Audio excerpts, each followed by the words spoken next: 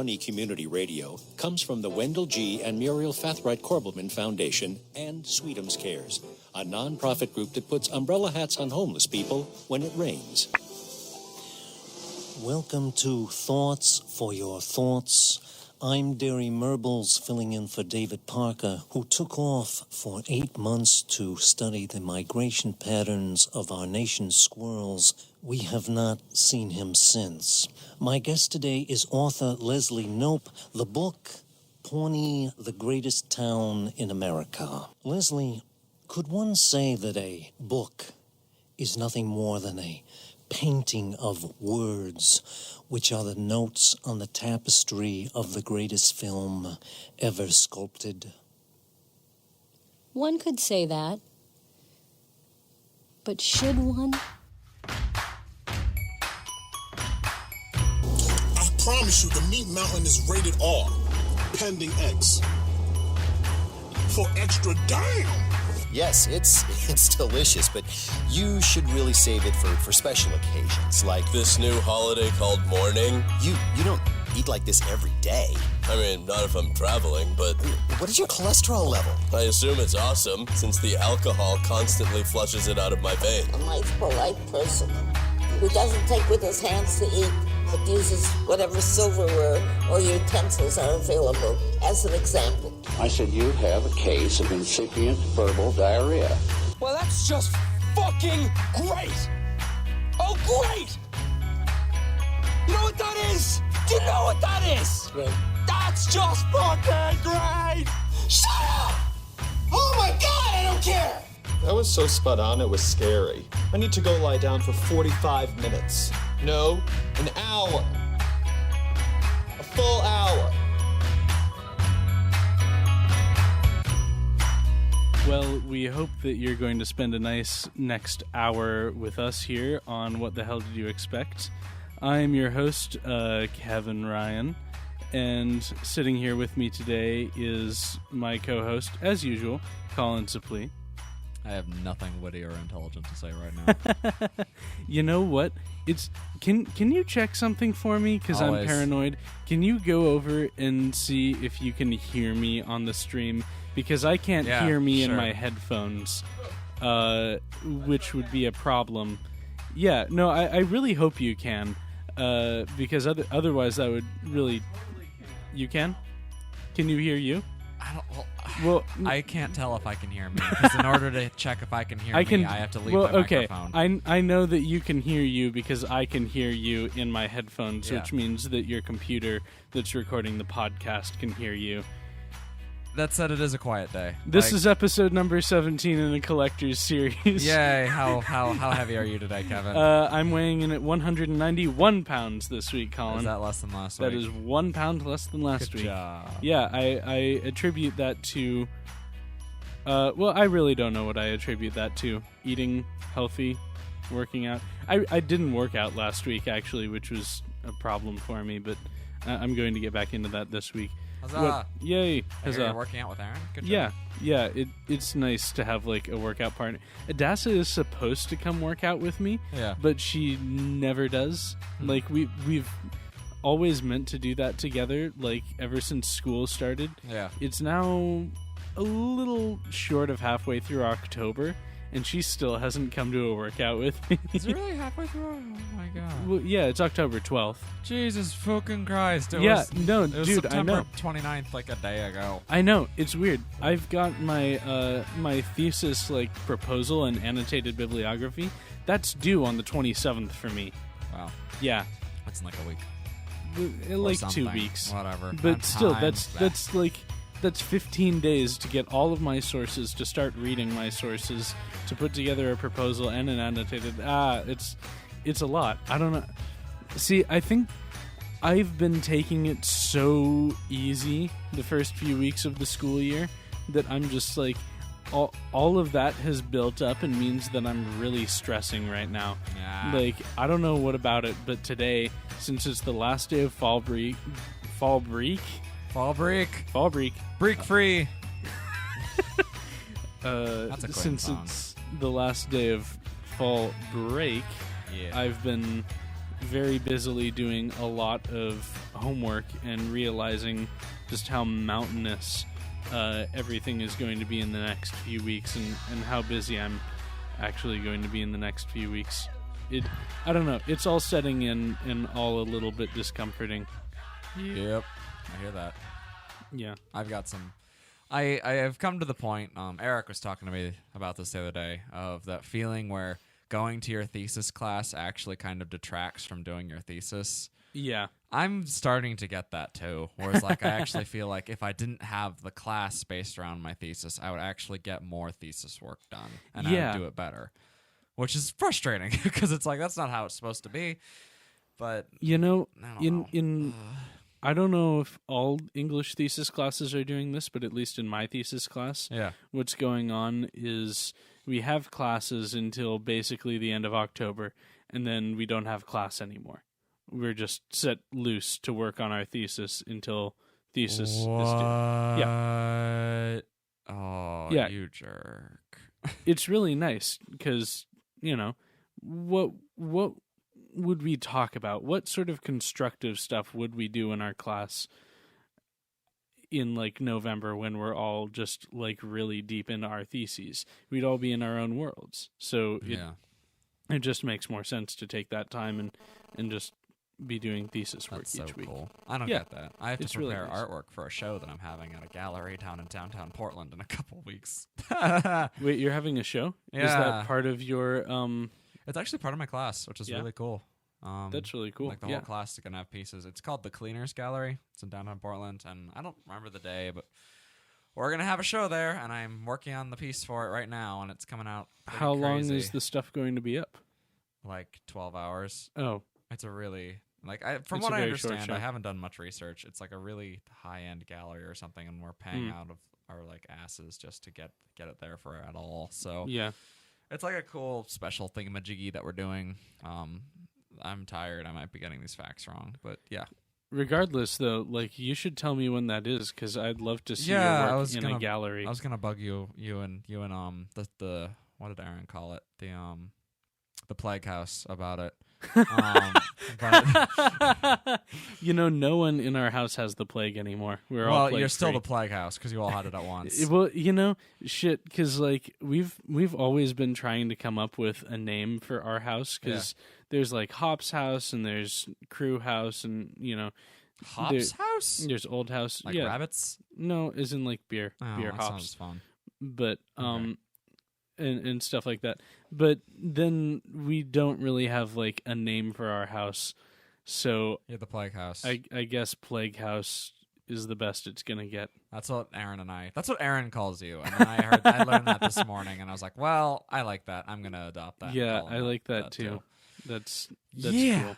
No, I tried to build like a fucking pagoda gazebo thing in my sculpture today, and it was like awful. It just didn't happen. What were you building it out of? Lincoln Logs? Paper. Paper? I was trying to build a sculpture out of paper because I was a fool and I didn't get proper materials in time. So I'm using like really thick Bristol paper to try and build a gazebo. Not a huge gazebo, like a small 14, 15-inch high gazebo. Yeah. That looks like a tree. But it was really cold in the studio today and I didn't bring a coat. I was a fool. Yeah, but move your phone. That was the thing that I did. And then I don't know. I was procrastinating. I really don't want to build this gazebo, so I was procrastinating on the building of the gazebo by working on my senior thesis. And you were procrastinating by working on your thesis. Yeah, I'm much more enamored with my thesis right now than working on this other shitty class. No, I feel you though. I don't want to study for tests. I just want to go work on my thesis. That's all I want to do. I don't give any shits about biology. I don't really care that much about my political economy of food class. Yeah. Fortunately, I don't have any tests or papers in that class. And all the tests in my biology class are pretty easy. So, kicking. Yeah. Yay.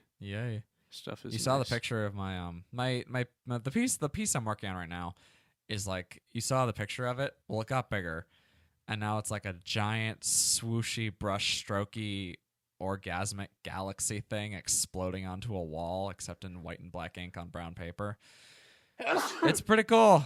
I'm really happy about it. I just cut it out today, and now I have to I'm trying to flatten it because it's got all these like intricate little swirl bits that I had to cut out of the paper, and now it's like curling into itself. And I'm like, this is a problem. Have you tried a steamroller? No. You should really consider a steamroller. They're very effective at flattening lots of things. I'd be scared to steamroll my art project. Especially flattening comic villains in, old-timey cartoons very slowly. Or Who Framed Roger Rabbit. Yeah, that's kind of what I was going for. Yeah, that sort of thing. Although I'm sure steamrollers show up in old-timey cartoons flattening people more often than that. Yeah, I think that's why they did that in that movie. I think it was just a joke from a time gone by. Yeah.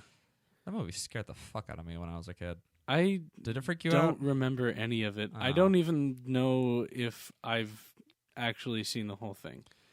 I just remember, like, there's this scene where the villain is like, I have created this ooze that if you dip cartoon characters into it, they melt and scream in pain as if they're burning in magma. And he takes this cute little shoe and just dips it into this solution, and you watch as this shoe cartoon, like, boils alive and dies. That's so excellently macabre. It was like, I saw this when I was like 6, and I was like, isn't this supposed to be a cartoon movie? That would be like, you know who Edward Gorey is, yeah? Yeah, of course. Yeah, that would Kevin! be like... What? Of course, some I know. people don't know. You remember in freshman year when you like, Colin, read all these Edward Gorey books, and I had them on my desk, and I drew you an Edward Gorey like letter for Christmas that year. I remember that. Okay, yes, I know who Edward Gorey is. Okay, it would be like reading Edward Gorey to your young child, which, I mean, I think some people actually do that. Yeah, I probably did that. It was also really great though. Like the other weekend, Adasa and I were both feeling really low energy, and but we didn't really like want to boot up Netflix or anything because everyone else in our house was on Netflix, so my internet was just so crappily slow. Yeah. So we just like sat in bed, and I did like an Edward Gorey read aloud. Oh, that's to her. fun. Oh my God, she loves Edward Gorey now, which is great. Like I've found the woman of my dreams, and she loves Edward Gorey. Aren't you lucky? Lucky sod. Also, this is completely off topic, but I just have to say something about it because it's going to bug me the rest of the show if I don't. There is a very weird taste in my mouth. I don't know where it's from. I don't know how it got there, but I can't get it out. Have you tried Doritos? Yes. Oh. Well, I haven't tried Doritos. I've tried tortilla chips. Oh. I've tried orange juice. I've tried whiskey. I've tried what else have I tried? I tried a carrot. OJ, whiskey and carrots. Oh my. Yeah, I mean, I think I was mostly just trying orange stuff. Now that I think about it, it's all vaguely brownish, orangish stuff that I tried. Wait. Is the taste in your mouth green? Because if you're eating orange things, it's almost like you're attacking it with its complementary and contrasting colors, and that'd be really interesting to me. No, the taste in my mouth, I mean, I'm not synesthetic, so I can't quite describe the color of the taste in my mouth, but if I were, I would say sort of like a muddy yellow. Never mind then. Yeah. Not quite the foresty, lush green I was imagining. No, it tastes... It tastes like that noise. Can you get closer to the mic and make that noise? I hope that comes through. I really do too. Delicious. No, it's actually not delicious. Can we just have a whole show of us like eating food? Just not barely. I almost brought in like a loaf of bread today. I did, because we have half a loaf left. We made French toast for breakfast yesterday, and yeah. But you know what I think the taste is from? You know, I had Kraft mac and cheese earlier today. Again? Yeah. Kevin, we had conversations about this last time. What? You hate Kraft mac and cheese. I also love it. Dude, it's the taste of my childhood. I had Kraft mac and cheese so often. I think last week, though, I doctored it by putting 2 Hebrew National hot dogs in it. And I called it pasta with sausage in cream sauce to make it sound less sad. That does sound awfully pretentious. Yeah. Food. But no, I think it's the Kraft mac and cheese that's stuck in my mouth. Because usually I load it up with sriracha, but today I wasn't feeling the sriracha. Today I was like, you know what? I'll just do it normal style. I'll just have it like right out of the box. Not like right out of the box. Not like I'm just eating the I have a raw story pasta. about that. Do you? Yeah, I do. Did you eat raw pasta out of the Kraft macaroni and cheese box? But I was backpacking once, and it was with like my island scout troop when I was, a wee lad in like 7th, 8th grade. And we had this other kid who was in our scout troop, and he like brought a box of mac and cheese, and we're like, all right, so we're gonna cook the mac and cheese for dinner one night. And then on the trail, on the 3rd day, coming back, he sits down, and we're taking a break, and he opens up his bag, and he pulls out this box unopened of Kraft mac and cheese out of his backpacking backpack. Yeah. And he opens up the cheese packet and just starts shoveling the cheese into his mouth. And then he just like after that he just starts eating the hard noodles. Just like crunch, crunch, crunch. Oh God. And it might actually have been Annie's mac and cheese, but it doesn't actually fucking matter because it's still disgusting. Because that cheese powder. First of all, I don't know how you would be able to. That cheese powder is so like, it's almost got the consistency of dust. Yeah, I feel like it would take so much saliva to get it to a consistency that you'd be able to swallow. Yeah, I don't know. It just, and then like the hard noodles.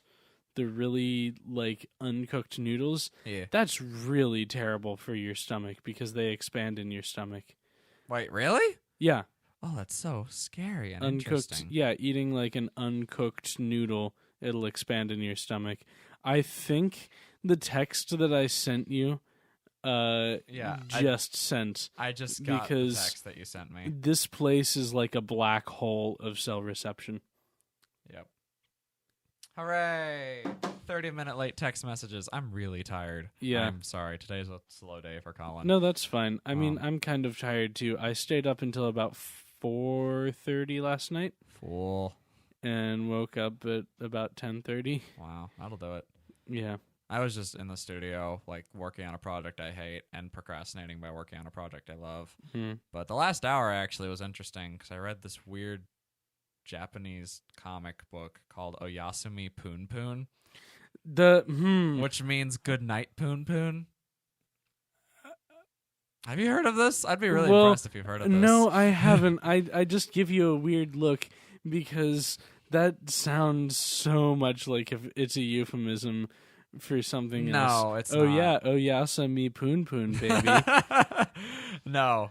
Poon Poon, it's a coming-of-age story that's really fucked up and existential and about toddlers. Okay. Or not toddlers, like in 3rd grade or something. But basically, there's these kids. The reason it's interesting and the reason I even bring this up at all is because it's drawn in such a way that all the kids are drawn like sort of manga realistically. Like, for manga standards, the characters are drawn realistically. Except for the main character, Poon Poon, who's drawn... The best way I can describe it, it's like a stick figure with like a napkin over it. He's like a little like drawing of a very crude drawing of a ghost with like a beak and like little legs. So, and then it's this character interacting with like this photorealistic world and stuff, and this little like bird thing like kisses people and hangs out with things and like. I'm has assuming a life. you're reading this in translation. Yeah, I'm not reading this in Japanese. I couldn't even follow it if it was in Japanese because it's about like domestic abuse and crime dramas and the law and all do you this ever weird feel fucked up because shit. I know you read a lot of like Japanese manga Japanese things. Well, Japanese days. things. Yeah. But I mean, do you ever feel like stuff, not even like big plot related stuff, but just subtle things are getting lost in translation all the time?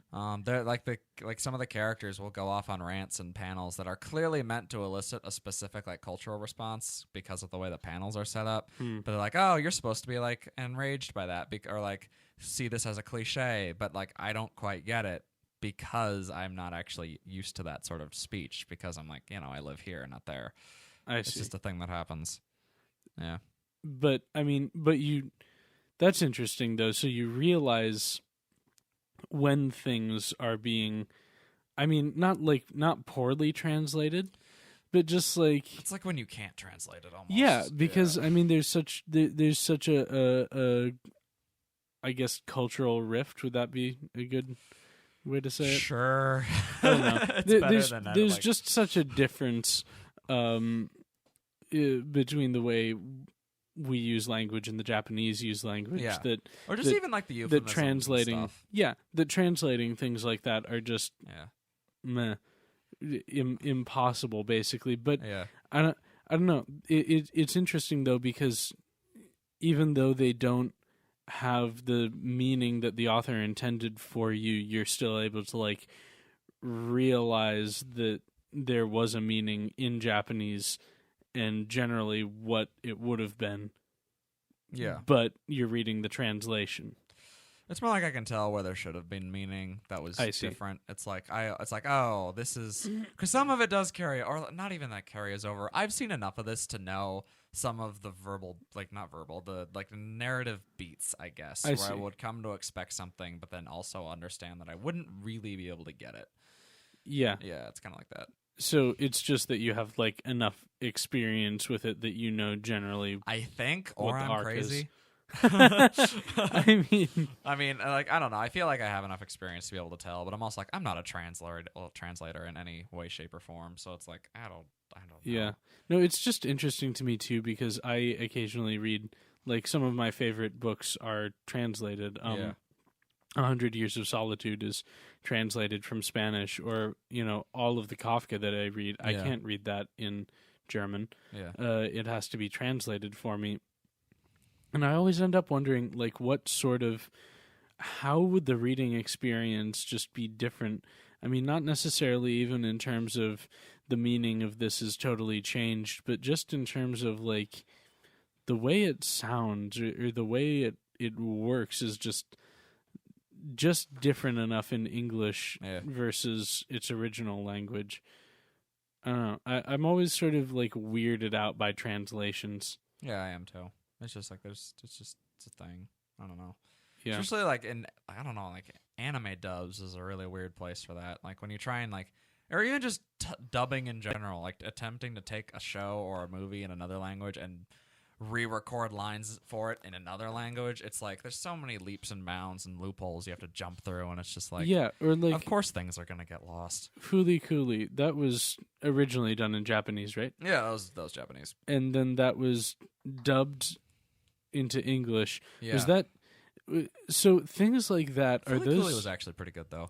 Yeah, no, it is. No, I mean that's sort of why I'm using it as an example though, because it's actually a pretty good dub. Yeah, but I guess my question is, like, are things, do just random third-party people in America decide, hey, this would be good, I'll buy the rights from you and dub it, or is it like the studio in Japan that made the Japanese version that dubs it? I'm totally going to neuter this because I don't know enough about it. But distribution rights of anime in America is a huge, complicated thing that's fucky in a lot of ways, but in a really simplified manner is that studios over here will talk to the distribution studios in Japan, and buy episode by episode, like, and they'll buy the distribution United States rights for the series. But is it dubbed here? It's dubbed here, yeah, totally. There are whole studios dedicated to just dubbing stuff. Really? Yeah. Okay. I mean, there used to be more, but then like anime has sort of become less popular recently, sort of in the mainstream. So it's actually died down a bit. Like the big house is like Funimation. Like you've probably heard the name. I know Funimation. They dub all of like the mainstream stuff. They dubbed Dragon Ball. They dubbed Fooly Cooley. They dubbed Full Metal Alchemist. It's like all that stuff is funny. Yeah. And yeah, they're good at it by now. They have like a set of the only frustrating thing is that they have a set of actors that they always use, but that's like details. They're good at it, yeah. Mm-hmm. And they have like a team of translators and scanlators and everything, and they just make it work. Yeah. So I don't know, like, then the Japanese studio who hands it over to the American studio to dub it, I mean, I also wonder, like, how much liberty the translators and the dubbers are taking, and even if there are parts that are like re-edited to make something make sense to the American audience. No, that never happens. Oh, really? Yeah, you never touch the footage. They're touchy about, like, I mean, Oh, I don't want to say never, because I'm like, if I say never, then I'm like throwing myself into a logical fallacy. But it's like, it's But very, very, very generally, rare. you just like, don't touch. You don't touch the footage. You just dub over it. You don't touch the sound effects either, or the music. All you do is the audio. Really? Of the character speaking, yeah. I mean, because if you change the audio, people like fans have gotten in huge outrages over that. In the past. It's like you don't change that shit. But like I was for leniency. It really varies. There are some shows like High School of the Dead, for example, which is a show about bouncing boobies and girls with them who fight zombies, and that's it. It's TNA zombie fighting. And when they brought that over to the States, like, they inserted like a bunch of cussing and American like colloquialisms and really kind of turned it into like a Tarantino movie kind of thing. I mean, it wasn't good necessarily, but it was a thing. But and they it wasn't took some like that in the artistic. Japanese. Yeah, They took some artistic liberty with the dubbing then. Yeah, and like they'll like switch around like dialogue, not like not sentence structure, like flow of words is maybe a good way to describe it, because like the Japanese have a very distinct, different way of speaking than Americans. Like just the way their language comes out of their mouth, it's like so different. And some shows like they'll just like, you know, kind of just adapt and deal with it. Some shows like Fooly Cooley in particular actually retains that, which is really interesting, because if you like if you take the language, like the English language track and the Japanese language track, and put them side by side, they actually like retain even like grammatical structures almost. It's like a really close translation, whereas there's some stuff like an anime called Ghost Stories, which the dubbing team threw out the script and tried to just make it a comedy. Like, really? Yeah, they took out the translated script and like put in a bunch of like racist bad jokes and made it like really uncomfortably weird and almost like South Park, but not nearly as good or self-aware. Huh. Yeah. It was an abridged series. It was bad, but it was funny. Yeah. Yep. No, that's just interesting to me. Just like how translators do or don't make things more accessible to whatever audience they're doing. Because I mean that's kind of the dilemma of the translator is, you know, are you translating it from this into that, or are you translating to another thing? Yeah. Do you know what I mean?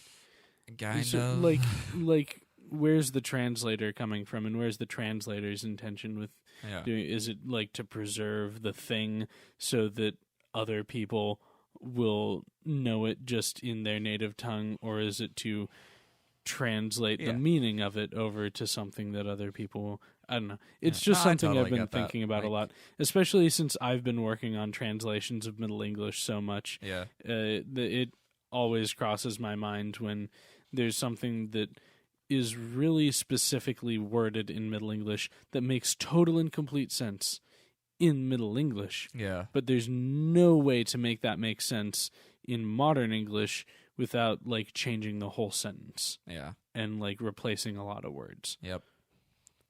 That's why I will never ever be a translator. It's a very strange, interesting dilemma. Hey, totally different topip. Wait, before we leave this, yes. I have one last thing to add. Okay. The sex scenes in this manga are represented by Hindu. What are they called? Not Hindu. It's like rug paintings or something. What? I don't know. What the fuck are they called? I am totally... Tapestries? Yeah, like they're like tapestries, but like imagine like a Buddhist or maybe Hindu tapestry with like a bunch of like weird, like cool mosaics and patterns and like gods on it. Whenever there's like a sex scene, it's just a huge panel of that. So it's weird. So you hear the sex noises, but then it's just a panel that has nothing to do with the sex, or no. You still see the sex, but it's more like this represents the concept of sexuality. It's just these huge, intricate patterns. I don't know. It's a weird manga. Yeah, like that sounds very God strange. is like this. That's like they just copy and paste the same drawing of a head onto different bodies, and that's God, because God is in it, but he's just like this guy with an afro and glasses. Anyway, it's really strange. That's very strange. Yeah. Moving on. Have you ever heard of Stradivarius violins? Have you seen the red violin? No. Okay.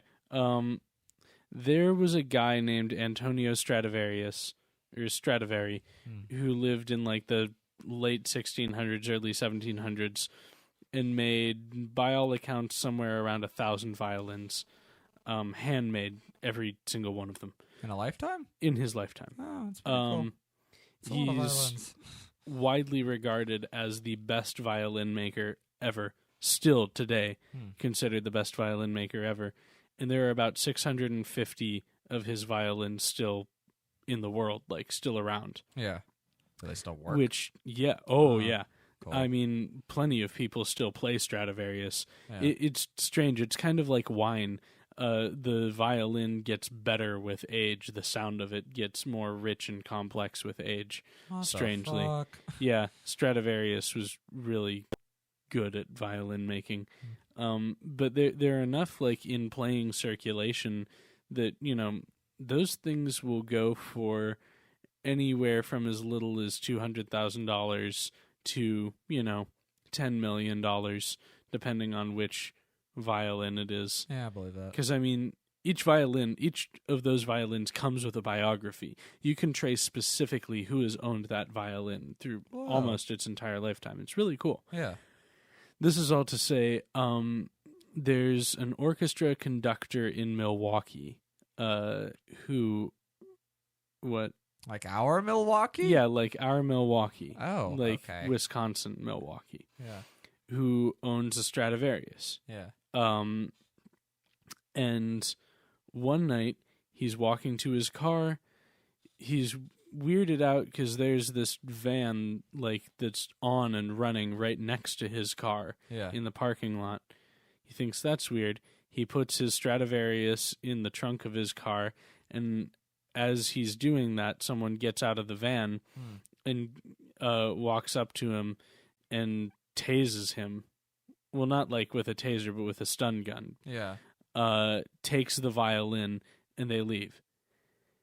And this isn't an isolated incident. Honestly, that's so many supervillain level yeah, shit right no, there. I know. When I heard about this, I was like, we're going what, to gather really? all the violins in the world. No, this happens a lot, though. There are a lot of people who steal Stradivarius violins because they're very rare and they're very expensive and they're really nice violins. And they're easy to get, too. I mean, if you like... I mean, they're really actually not that easy to get. If there's a person playing one... Well, yeah, if there's a person playing one and you can track them down, then yeah, you can get them. I mean, people have broken into hotel rooms and houses and cars and plenty of stuff for a Stradivarius. Yeah. Which is why, honestly, if I had a Stradivarius that I cared a lot about, I would make one place where I played it. Yeah. And I would have a safe. And I would just put it in that safe. Yeah. And if I ever needed to go anywhere else and take my Stradivarius, it would be with me at all times, and I would have, like, a stun gun or something. Or you could just take a different violin whenever you went out. Yeah, that's true. I mean, there are plenty of very, very, very nice violins that are much cheaper than Stradivarius, but still almost as good. Yeah. Simply by virtue of Stradivarius are very rare. Yeah. So the other strange part about this story is that a few weeks later, the Milwaukee police, acting on an anonymous tip from someone, figured out exactly where the violin thieves were, and they raided the apartment, and it was 3 people who, they weren't sitting on a bunch of, like, stolen drugs or money or stolen merchandise or whatever. It was really just the violin. That was it. Just the one violin? Yeah. Or like a bunch of I mean, there were a few, like, other really expensive instruments, but none nearly as expensive as the violin. I mean, they seem like professional thieves who don't really steal very much unless it's very high-end, usually musical merchandise. Yeah. So I think now they're in custody. I'm not entirely sure because it didn't For really say. violin theft. Yeah, And tasing a guy. Well, and the other thing is the Milwaukee Symphony had a $100,000 reward for anyone who had like important information about where the violin was. Yeah. I think the Milwaukee Police Department turned down the $100,000 reward. Yeah. But yeah, so violin theft. Sorry, I don't really know how to end that story because it's so fucking weird. It's funny and strange. Yeah. And I really like shit like that. It's like, yeah, but I'm gonna totally fucking segue on my little segue over here into a story that we've been at our little dinner table that we have every evening. You know, when I go and eat dinner with my compadres here. I think that's the right word. Yeah, or comrade. Works. Let's just say comrade. Whatever. Friends. My comrades. We've been talking a lot about a man named Old Man Henderson. Do you know who this is? No. Okay. So there is this guy called Old Man Henderson. He's not a real person. He is a Call of Cthulhu tabletop character. A legendary Call of Cthulhu tabletop character. What does that mean? It means that he won a game that was unwinnable by being broken. Basically, the DM was being a dick. So this guy who makes up this character called Old Man Henderson. And the really cool thing about it is that I can't really do it justice, and I highly recommend anyone listening to go listen to, you can find it on 1d4chan.org, and it's the whole story. But it's about this guy who makes this character called Old Man Henderson with a 300-page backstory. And the point of the 300-page backstory is, one, so that the DM never gets around to reading it because it's 300 pages. So the player can go back and edit it whenever he wants to fit the needs of the story because it's 300 pages long. Dear God. And 3, to prove dedication to this campaign and not let anyone else in on the fact that he's actually just trolling the fuck out of everyone. And he uses this 300-page backstory to basically derail the plot of every single thing the DM tries to start. He's like, there's cultists in this building. Well, then he uses his Old Man Henderson backstory to hijack a gas truck from a nearby shell and drive it up to the place and arm it with C4 and just blow up all the cultists, completely derailing the plot, destroying all proof. And this character is he describes it as he has minor mental illness. So all the crazy things he sees around him, because you see Shoggoths and stuff, and there are sanity checks in this version of I'd say D&D, Call of Cthulhu, and the character just assumes he's a little bit crazy, which is why crazy things are happening, and he goes on this roaring rampage of revenge because he thinks a bunch of people stole his lawn gnomes, but in actuality he just got high, sold all of them to charity, and then forgot about it. He smokes a blunt made out of a page of the Necronomicon, which, if you don't know what that is, it's the tome of the Cthulhu lore. It's it's in the Cthulhu stories, and it's this thing, eldritch book that's it's the Bible of it makes you go universe. mad if you read it. Okay. Yeah, and he just smokes a page of it, and then he hands it to this. He's at a high school dance or something, because he's just there with one of his buddies, and he hands it to one of his high school friends, because I don't know how old this guy is, 70, and the guy smokes it, and he sees all these Cthulhu things. I don't know. You should read it. It's a really fun little story, and it's the most insane. As a DM, you owe it to yourself to read this. No, I do. I also we should do late night. I just late realized night. we should do late night, and then I have DM woes to commiserate with you Cthulhu about. target.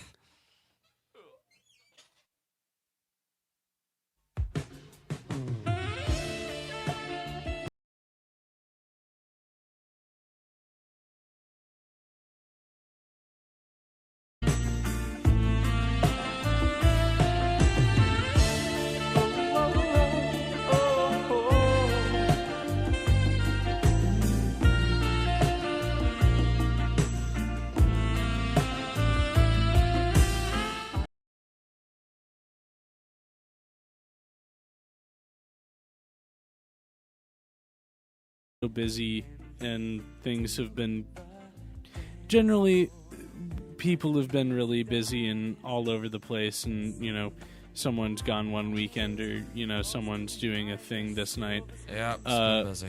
Yeah, we have not had a DM session in approximately a month. It's been Real a life while. Woes. Yeah, when was your last DM or we only did Dungeons and one, Dragons session? and then we never got back to it. 'Cause Yeah. we've had technical difficulties again. Yeah. It's been fun. Yeah, I mean, it's mostly just a function of Adassa's job is at such weird hours that we can't, and her weekends are Tuesday, Wednesday, so it's not necessarily as conducive. I getcha. But yeah, no. So it's kind of we're in a really weird situation in terms of not having D&D, which makes me sad, honestly. Yeah, I miss it. I kind of want to throw out my current D&D campaign and start over. Because Yeah. we only did one session, and sure, it could get better. But at this point, I'm just like, I don't want to do any of that fucking shit with the Veil. I just want to throw it all out and let's go kill some bugbears and have jolly adventures in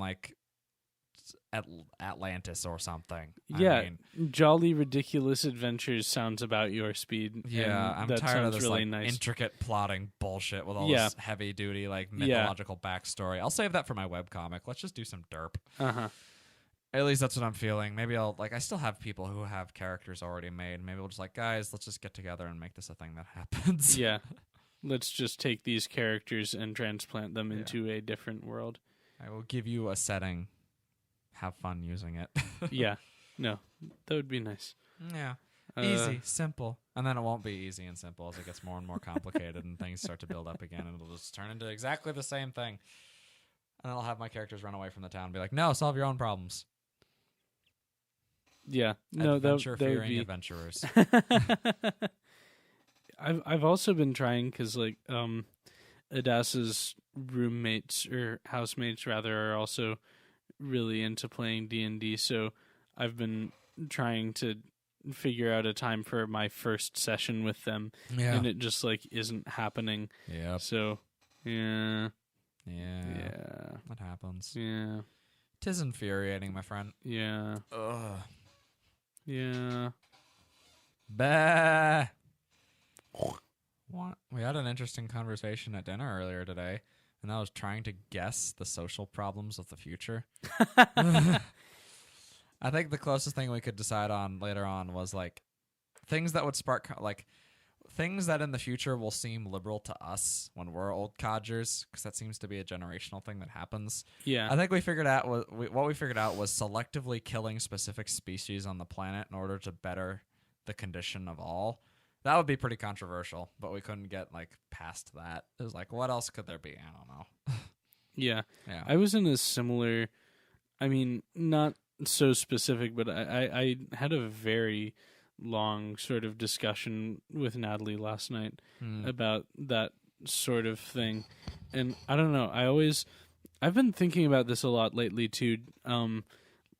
Not necessarily what are the controversies of the future going to be, just how does controversy and moral panic and that stuff sort of change over time? Because you know how everyone over about the age of 30 right now is saying, fuck this technology, people are being so unsocial and blah, this is terrible. Well, that's what old people I hate do. change. Yeah. No, and it just occurs to me that no matter what sort of technology advance or change happens, we're all going to be fine. We're all going to adapt. Everything's going to go on. Yeah, exactly. And,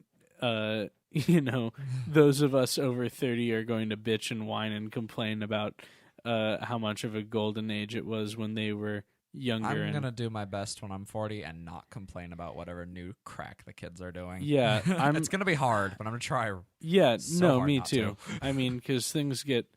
I don't know if this is necessarily true, but at least as I've observed it, things get progressively weirder.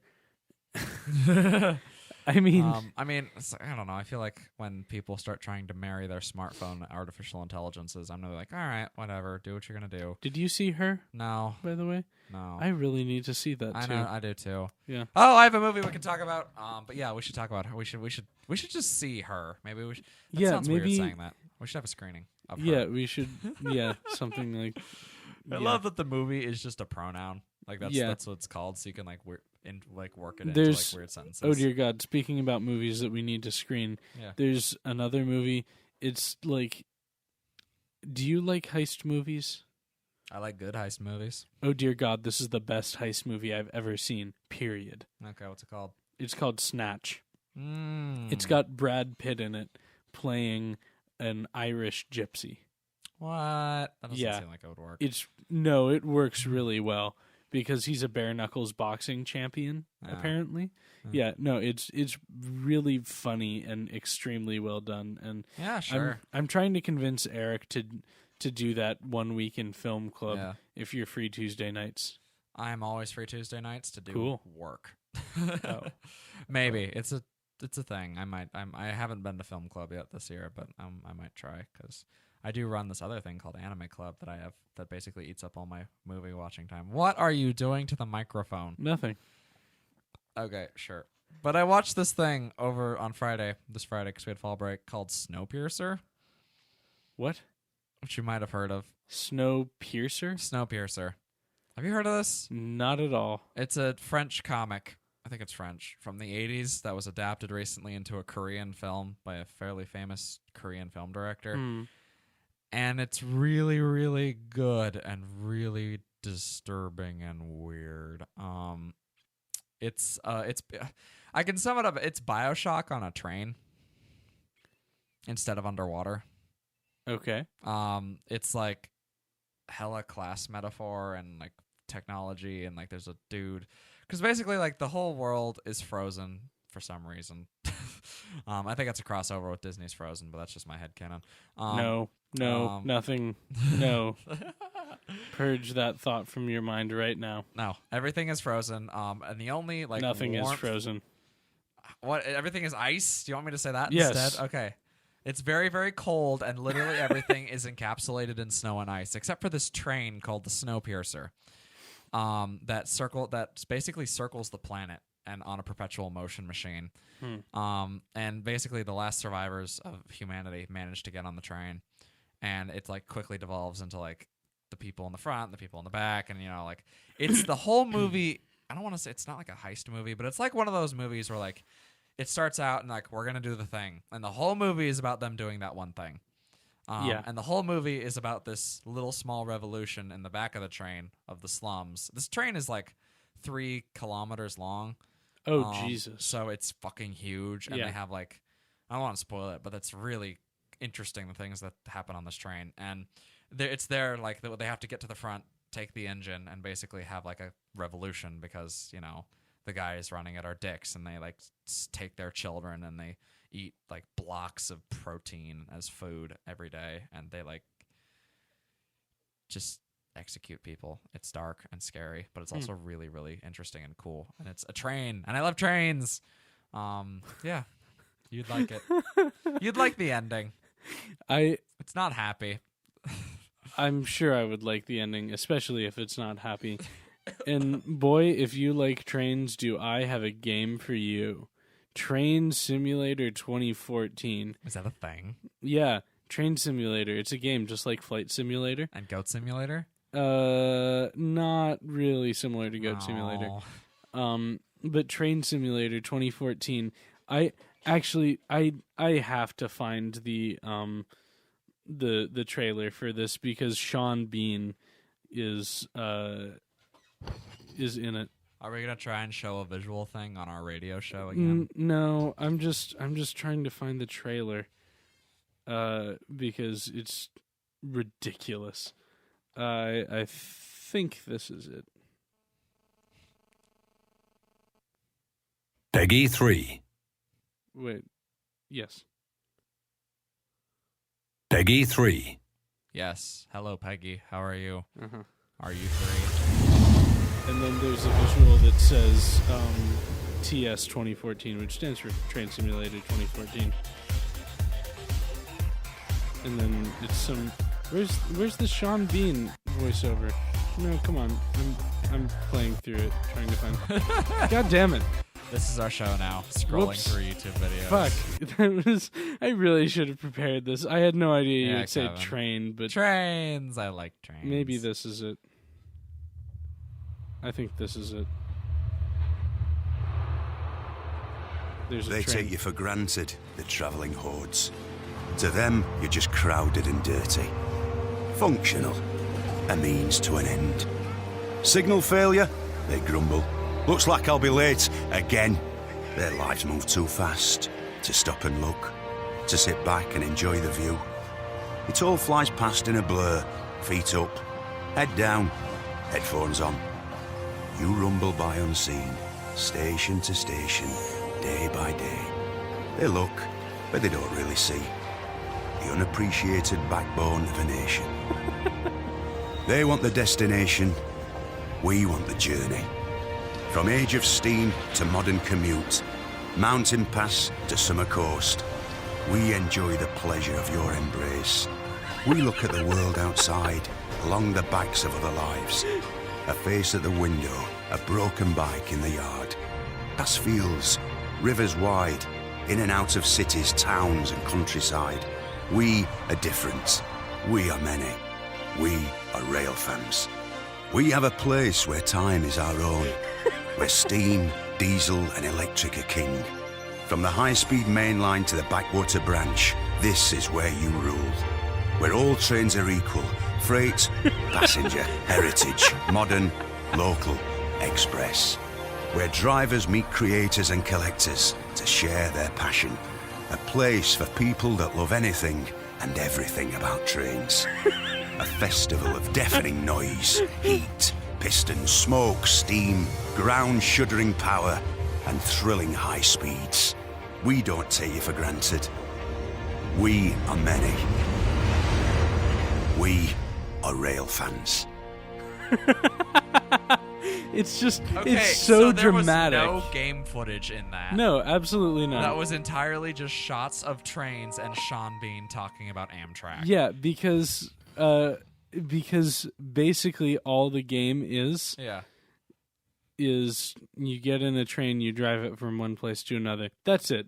That's the entire game. There's nothing exciting about like, ooh, manage an infrastructure, like do it. No, it's seriously so realistic in that you just have another job, and your job is to drive a train. That'd be a pretty cool job. And I'm you, not gonna lie. I don't know, man. I think it'd be cool to like fly a plane or drive a car. I mean, that like you at least get to steer. With a train, you don't get to steer. It's on tracks. All you get to do is change how fast it goes sometimes, maybe. I don't know. Sounds fun Train to me. Simulator. I like trains. Train Simulator. I've played a earlier version of Train Simulator. At least to me, it's such a fucking boring game. And then for them to come out with this like overly dramatic, we're rail fans, Sean Bean narrated commercial for it. Do that. I don't know. Probably way too much. It's like, just talk about trains for 2 minutes, and he's like, okay, bore Yeah, me. no, it was probably done in like the first take. And he's probably like, because we like trains, and then looking out into the booth and like, seriously? Is it really in the script? Okay. Like, if you want me to say, yeah. I don't know. It's just Voice kind of actors are ridiculous not to me. responsible for bad writing. Yeah, which is also hilarious if you've ever watched there are these old videos of Orson Welles doing commercials for various food products and getting so fucking annoyed at like the director in the booth. He at one point, I think he's doing a commercial for canned peas, and he just gets so annoyed at the director that he walks out. He's like, there's no amount of money that's worth this. He just leaves. I wish there were more people like him in this day and age. There probably really are. They do. just get, fired. Yeah, they're not as prominent. They're not. They don't have as much money to just walk out on jobs like that. Yeah, That's very It's true. like, I don't need this job. I have other money. Or maybe he didn't. I don't know. Orson Welles had a very interesting Orson Welles was financial very, career. yeah. I don't know nearly as much as I should about that. No, I don't either. He made Citizen Kane, whatever. Yeah, which, by all accounts, one of the, if not the best, one of the best, at least certainly very important That's to all the film. Citizen Kane, it's okay. Yeah, Psycho, whatever. yeah, Aliens. Yeah, but where it's really at, is Piranha 3D. Oh my God, Transformers 4. Ah, yeah, what a masterpiece. Master Chief piece. We looked at his COD piece for the other day. It was really funny. Oh dear God. Well, I think we're just about out of time, and that's a really terrible note to end it on. Would you like us to sing? I could get a higher note for you. No, that's fine. We can end on a multitude of different notes. There's this really great guitar player that I've been listening a lot to. But a multitude of drops. All right. And on Cloud Atlas. Good night, listeners. We'll see you back here next week if you're not bored to death already by us. Until then, I'm Kevin Ryan, and this has been What the Hell Did You Expect? I like pandas.